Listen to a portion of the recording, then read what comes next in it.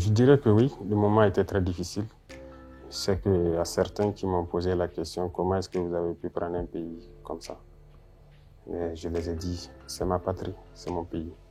Nous n'irons nulle part, on ne va pas s'exiler, on n'ira pas être des militaires dans d'autres légions ailleurs. Nos ancêtres nous ont légué des terres. Il va de soi que nous léguons de meilleures terres à nos enfants.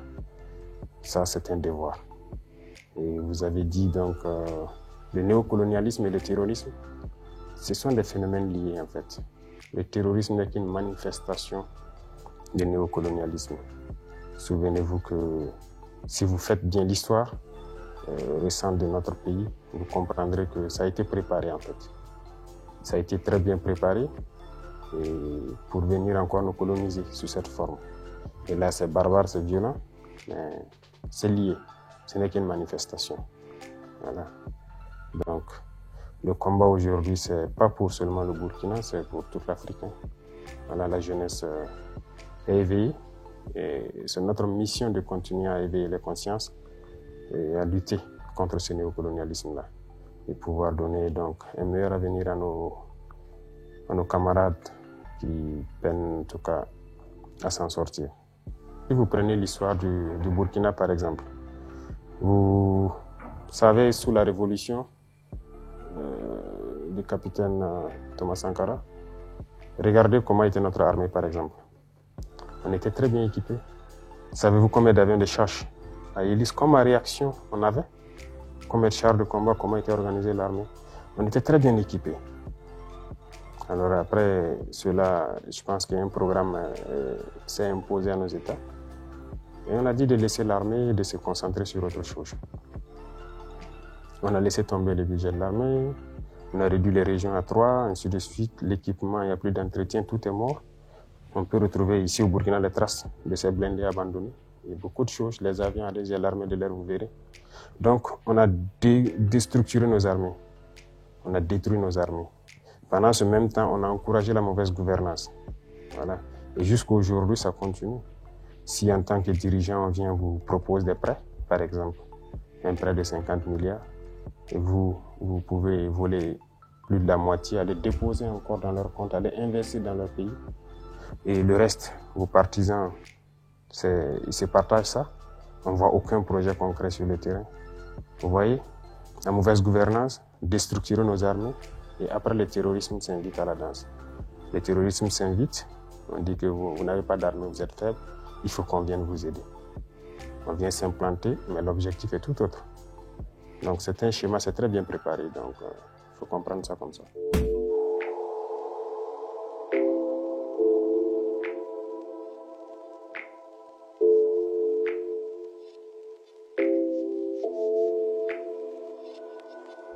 Il y a plusieurs facteurs. Sous Blaise Compaoré, je sais qu'il y a des terroristes même qui logeaient ici. Je sais que vous avez appris cela. Les IAG à Galé aujourd'hui, les chefs de Bénin et tout ça, ils étaient ici. Beaucoup étaient logés ici, ça c'est une chose. Vous avez aussi pu voir l'influence négative peut-être qu'on a eue dans la sous-région, les prises d'otages et tout ça. Vous savez bien que c'est un moyen de financement du terrorisme. Eh bien, le Burkina était champion en libération d'otages. À quel prix? Je ne sais pas. On a regardé le Mali s'enliser, on ne les a jamais aidés dans cette lutte parce qu'on s'est dit que ça n'engage que eux. La sécession, les séparatistes qui naissent, ainsi de suite, le terrorisme. Finalement, ça est là ici. Donc, il y a ce paramètre qui est là. L'autre chose, c'est l'entretien de la mauvaise gouvernance, comme je vous ai dit. Les impérialistes n'aiment pas ceux-là qui pensent peut-être à leur peuple. Non. Parce qu'il faut maintenir le peuple dans la domination, dans cette pauvreté, dans cette situation de fragilité, pour les assister en permanence. Et que chaque fois vous croyez que non, il faut que ce soit eux qui vous aident. Sinon, vous ne pouvez pas vous en sortir. C'est le discours qui est tous les jours divulgué. Et donc, il faut des dirigeants qui font cette politique-là. Ça les arrange. Lorsqu'on vient, on vous fait signer certaines conventions, on vous promet des pourcentages durant plusieurs années. De toute façon, vous, en tant que dirigeant, et puis peut-être vos proches, vous êtes bien. Mais et le peuple? Voilà, c'est ce que nous refusons. Nous refusons et nous ne sommes pas dans cette logique. Donc il y a beaucoup de paramètres qui font que peut-être que lui faisait leur politique. Donc il y avait cette stabilité. Mais comme je dis aussi, c'était préparé. Quoi qu'on dise, l'armée s'est déstructurée depuis ces années-là. Et le terrorisme est arrivé. Malheureusement, la mauvaise gouvernance a continué jusqu'à là. C'est un système qui est là. Les armées étrangères se sont installées. On vous impose beaucoup de choses. Mais si vous n'avez pas le courage de partir de ça, c'est un peu compliqué dans la lutte.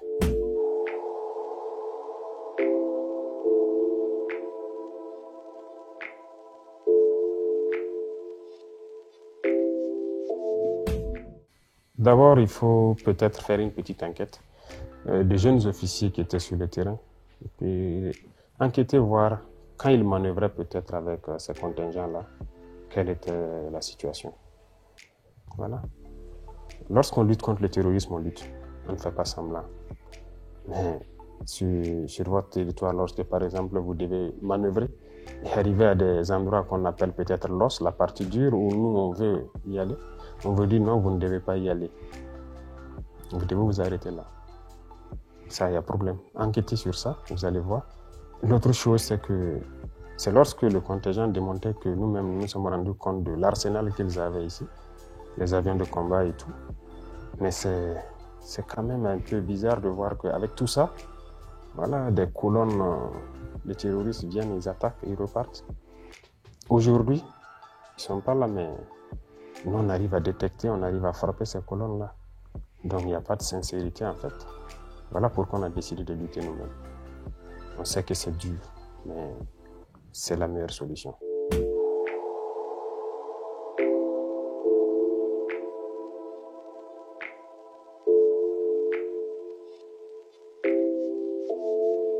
Cette politique, ce n'est pas uniquement la défense. Nous avons décidé de tout faire de façon endogène.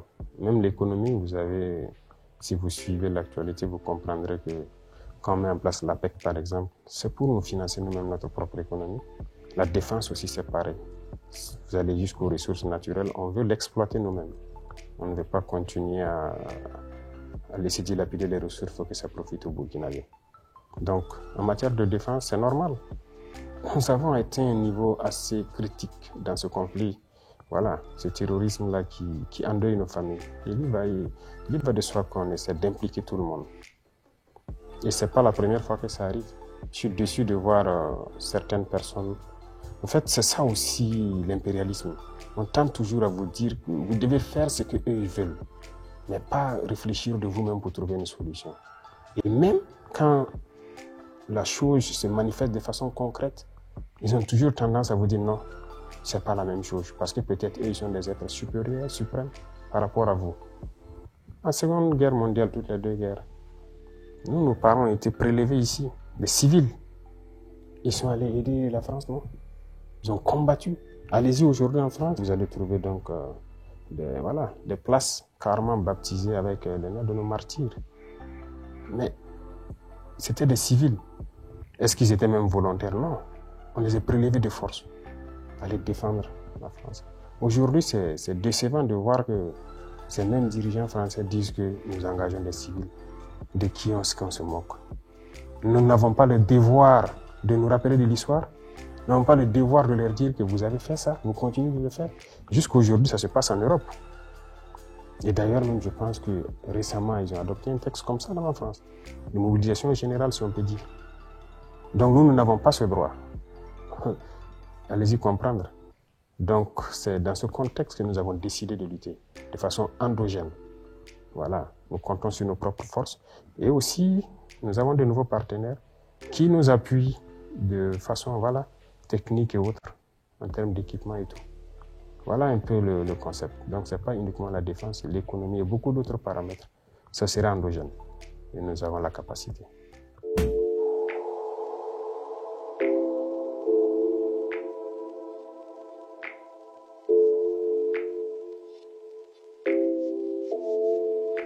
Liberté d'expression. Eux, ils ont fermé des radios aussi, non? Vous savez que même en 2022-2023, ils ont fermé des radios. Donc la liberté d'expression doit s'imposer chez nous, ça ne doit pas s'imposer sur eux. Et là, il y a problème. Ou bien nous ne sommes pas des êtres au même titre. Donc là, il y a un problème. Lorsqu'ils ont jugé que les radios ne sont pas bien pour eux, ils ont fermé.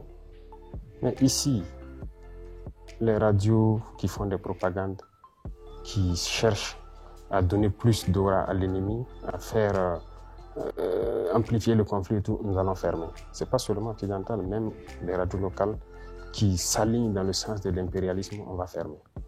Il n'y aura pas de sentiment sur ce volet. Parce que tout ce qu'ils divulguent, la propagande qu'ils font, ça tend à chaque fois donner en fait, une autre vision du conflit, ensuite à amplifier le conflit, à donner une autre idée du conflit, c'est-à-dire ils veulent changer la mentalité de nos peuples en fait. Tout ce qu'ils disent c'est dans ce sens. Écoutez très bien actuellement les événements qui se passent. Lorsqu'ils prennent la parole, ces journalistes-là, ces partisans, voilà, donc nous n'allons pas accepter cela. Nous sommes en guerre et en guerre il y a une communication à faire. Aujourd'hui, quand vous regardez les conflits dans le monde, lorsqu'ils commandent, vous savez quel parti ils ont pris. Nous avons aussi ces droits. Et donc, nous voulons des gens qui vont communiquer, qui vont encourager nos forces, qui vont encourager le peuple qui est très résilient là, à maintenir la pression, à tenir bon pour qu'on y arrive. Tous ceux qui viendront, qui seront dans le sens contraire, on ne va pas accepter.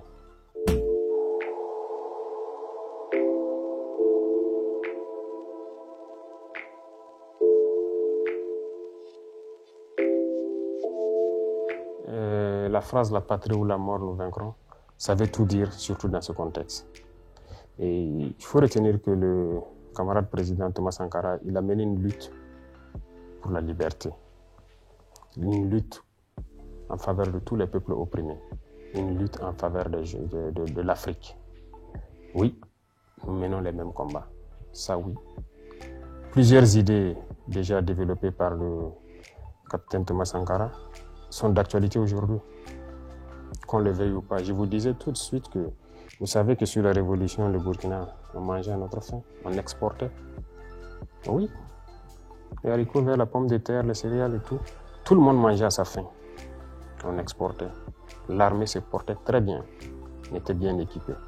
Comment vous pouvez comprendre que après quelques années après lui, et à la fin, la bataille de l'eau et beaucoup d'autres choses, il a mené des combats justes pour le Burkina et pour l'Afrique et un peu partout dans le monde. Oui, pour tout ce qui est positif, nous prenons le bon exemple et nous essayons d'améliorer et d'adapter à notre contexte. Donc, quelque part, oui, on peut le dire ainsi. Il n'y a que cette piste pour révolutionner nos vies. Et toutes les grandes nations de ce monde-là sont passées par des révolutions pour être là aujourd'hui. Nous savons que nous sommes conscients qu'en appliquant un peu de ce qu'il a fait, par exemple l'autosuffisance alimentaire, nous pouvons y arriver toujours. Et nous sommes dans ce chemin-là.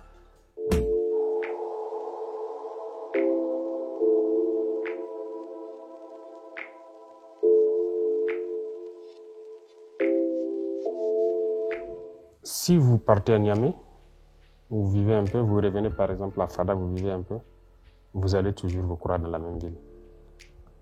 Nos peuples sont les mêmes. Ça, c'est une réalité. En Afrique de l'Ouest, ici, c'est les mêmes peuples. Mais c'est que les gens refusent de comprendre. Secondo, on ne peut pas, les sanctions appliquées au peuple nigérien, lorsque vous regardez, certains ont traité ça d'inhumain, c'est plus qu'inhumain.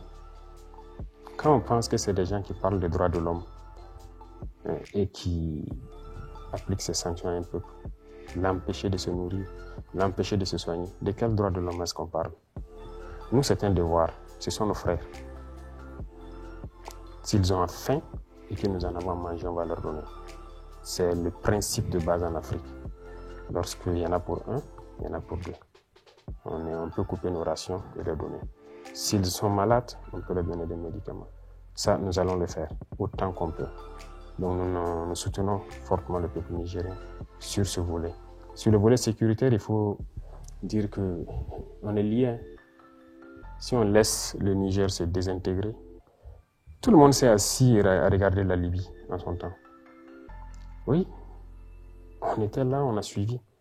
Tout le monde a laissé faire. La Libye s'est désintégrée. On est où maintenant? Tout s'est déversé ici et nous voilà dans des problèmes.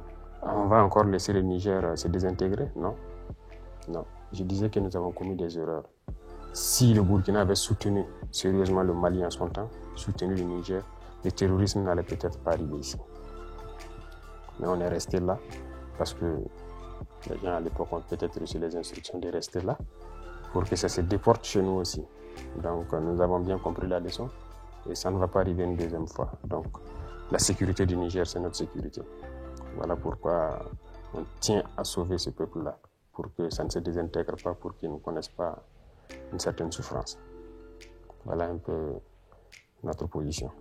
Bien sûr, nous avons décidé en Conseil des ministres, ça va passer à l'Assemblée. L'Assemblée va décider. Nous essayons de suivre les règles. Voilà, l'Assemblée, c'est la représentation du peuple. S'il décide, eh bien, nous avons l'accord. De toute façon, bien avant ça, on opérait très bien avec l'armée nigérienne. Voilà. Et à un moment donné, voilà, le président de Chad a décidé de ne plus opérer. Et ça nous posait des problèmes parce que ceux qui nous attaquent de l'Est, ils quittent le Niger, ils viennent et ils repartent tranquillement. On n'avait pas l'autorisation de rentrer de poursuite. On peut les observer depuis nos avions, ils repartent tranquillement. Là, il y avait problème. Mais là, aujourd'hui, déjà, avec voilà, ceux qui sont en place, lorsqu'ils attaquent, ils rentrent, on frappe, on rentre. Voilà, donc il y a cette possibilité déjà. Donc c'est déjà très bien.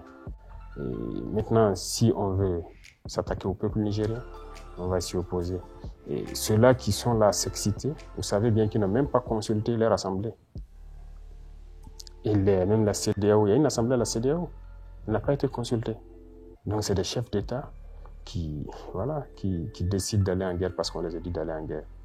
Eh bien nous, on est prêts aussi.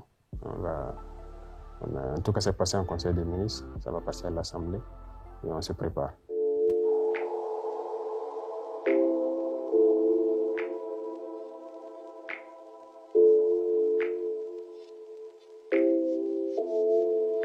Beaucoup d'États sont dans cette lutte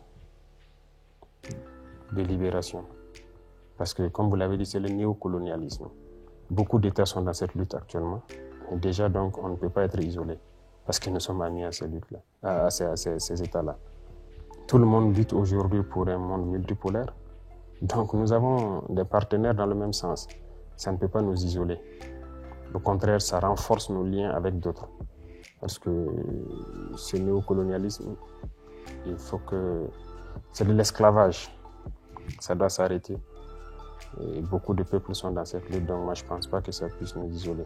Et d'ailleurs, comme je dis, à l'intérieur, nous avons des capacités, nous avons des potentialités, nous avons beaucoup de choses que nous pouvons développer nous-mêmes. Il y a des États qui ont été isolés, mais quand vous êtes isolé, vous n'avez pas le choix, vous êtes obligé de tout développer. Nous en sommes capables aussi, donc on ne craint pas trop.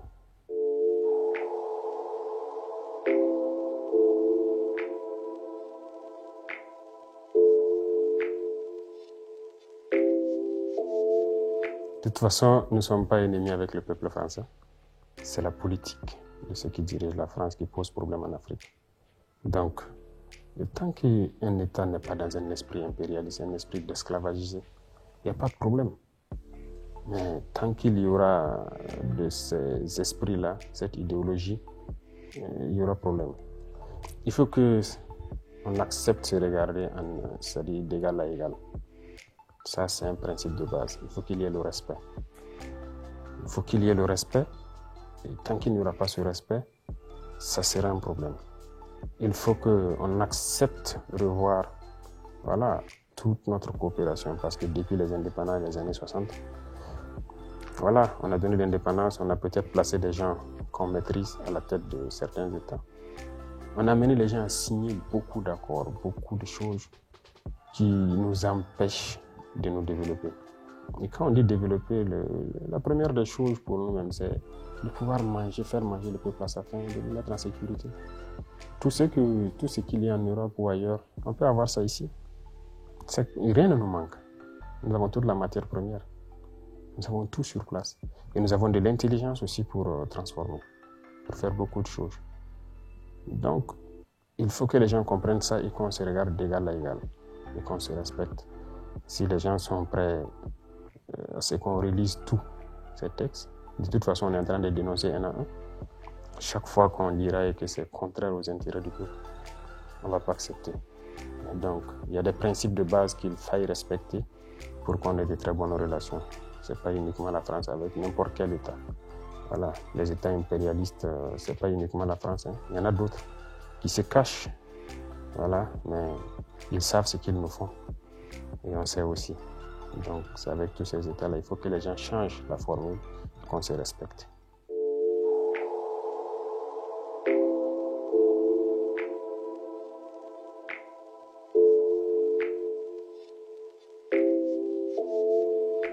Moi, je m'attendais à ce que vous, les journalistes, peut-être les journalistes au Burkina ici même, commentent beaucoup ce qu'il a dit. Parce que j'ai écouté un peu, oui. Pourquoi tant d'acharnement? Il y a eu beaucoup de coups d'État. Et puis quand on dit coup d'État, ce n'est pas uniquement militaire. Pourquoi quand les civils font leur coup d'État, on ne parle pas? C'est des coups d'État. Puisque s'il y a des textes écrits qu'on appelle constitution, qu'on doit respecter, parce qu'on a juré, on a prêté serment de respecter, ces civils-là font des coups d'État, on n'en parle pas. On les encourage. Ils tuent leur peuple, on n'en parle pas. Il n'y a pas de droit de l'homme, il n'y a rien, c'est normal. Ils sont reçus et on déroule le tapis rouge. D'autres militaires, peut-être même sont encouragés. Mais pourquoi au Niger, il y a un problème? Il faut qu'on se pose la question. Ou bien on n'a pas le droit de réfléchir. On n'a pas le droit de se réveiller. Ouais, il y a un problème. Moi, je ne vais pas commenter ces propos. En tout cas, j'attends à ce que nos différents médias et voilà, panafricains et tous commentent ces propos-là parce qu'il y a beaucoup de messages dedans. Et on a très bien compris. Voilà.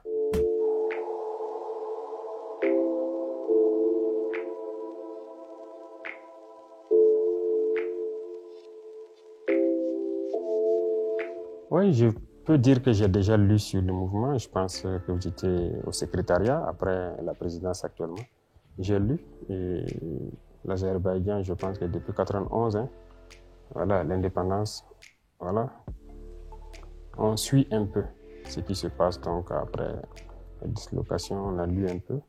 Et principalement l'Azerbaïdjan parce que vous savez que nous, Bakou, c'est un peu chez nous aussi. Beaucoup de choses passent par là-bas, donc il va de soi qu'on s'intéresse à l'Azerbaïdjan. Donc, on a suivi avec le président Aliyev l'évolution. On suit jusqu'au PIB, façon donc tout se comporte là-bas. Le peuple, les décisions du peuple vis-à-vis du président et tout. On apprécie beaucoup et c'est normal qu'on soit non aligné. Aucun État ne veut être soumis à une domination. Donc déjà on peut dire que nous sommes un État non aligné. Et donc on a lu beaucoup sur le mouvement. Donc sûrement que très bientôt on pourra échanger autour. Mais c'est pour dire que ces États non alignés, si vous lisez, ce sont des États qui aspirent à un monde multipolaire. Un monde où on ne s'ingère pas dans leurs affaires internes. Voilà, l'Azerbaïdjan a prouvé qu'ils peuvent. Aujourd'hui, l'industrie militaire se développe très bien. Beaucoup de choses se développent très bien. La production, l'économie, tout se porte très bien. C'est ce qu'on demande en fait. Donc, ça a été endogène et ça fait partie. Donc, tous ces États qui luttent dans ce sens, nous on lit beaucoup, on regarde les modèles et on apprécie. On essaie de tirer le meilleur profit. Et si on peut se rapprocher, c'est l'idéal en fait.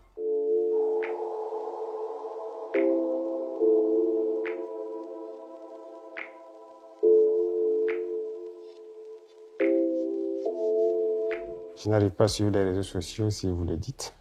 Mais je sais que ce que je disais, c'est un combat que nous menons. Pas pour le Burkina, mais pour tous les peuples qui aspirent à cette indépendance réelle. Donc, vous avez dit le Mali fait le même combat que nous. Le Niger a entamé le même combat. Donc, à un moment donné de l'histoire, il faut que les gens comprennent que ça ne peut pas toujours être la même chose.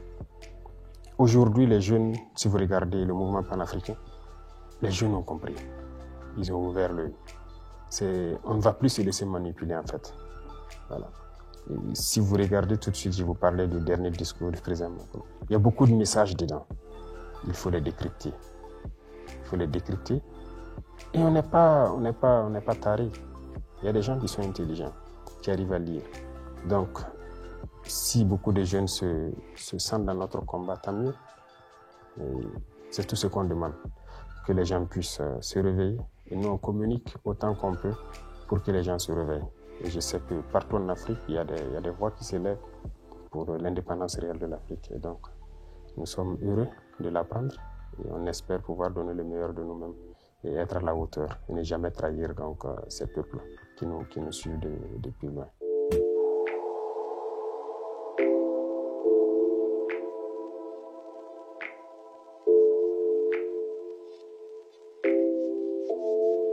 Je vous disais tout de suite, ce n'est pas juste une phrase. Quand nous le disons, c'est avec conviction. La patrie ou la mort. Et nous vaincrons.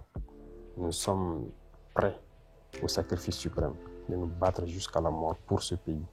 Nous avons prêté serment pour ça et nous le ferons. Je vous disais que si nos ancêtres nous ont légué des terres, c'est notre devoir de léguer des terres à nos petits-fils aussi, et de meilleures terres. Donc la patrie ou la mort. Mais nous nous battrons jusqu'à la victoire, parce que nous sommes convaincus que nous allons vaincre. Et nous allons vaincre. Ça, c'est une certitude. Donc ce n'est pas juste une phrase, c'est un symbole, c'est beaucoup de choses dedans. Voilà. Et nous sommes convaincus pour ça. Donc je vous dirai encore la patrie ou la mort, nous vaincrons.